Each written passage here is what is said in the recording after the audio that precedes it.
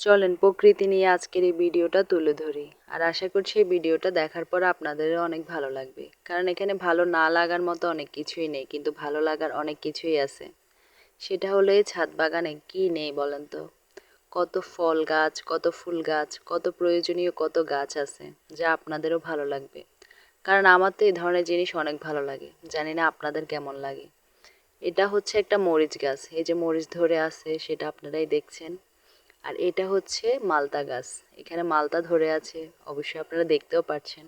আর এই পাশে রয়েছে, এটা হলো যাই আপনার লেবু আছে না, লেবু গাছ, যেখানে ধরে আছে লেবু, এই যে দেখেন কত সুন্দর করে লেবুগুলা ধরে আছে।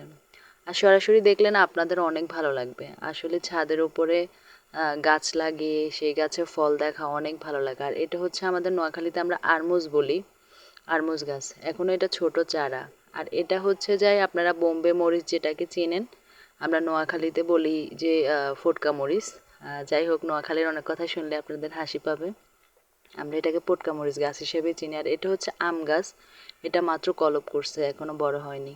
আর এটা হচ্ছে এই যে মেহেদি গাছ, হাতে চুলে যে মেহেদিগুলো আমরা সারা বছর পাই প্যাকেটিংয়ের মাধ্যমে, সেটা হচ্ছে এটা একদম বাস্তব সরাসরি একটা গাছ।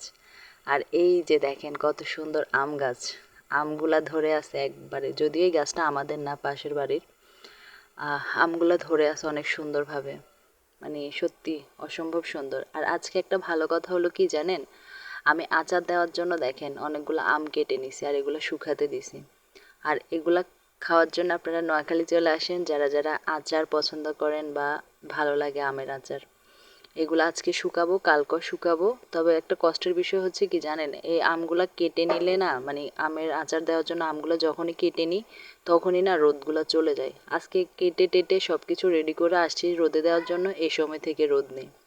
আর এই যে দেখেন ছোট্ট একটা চারা আমের গাছ, এখানে আমও ধরে আছে। আর এগুলো হচ্ছে 90 দিনের মধ্যে একটা আম গাছ হয় না, ওই আম গাছগুলাই।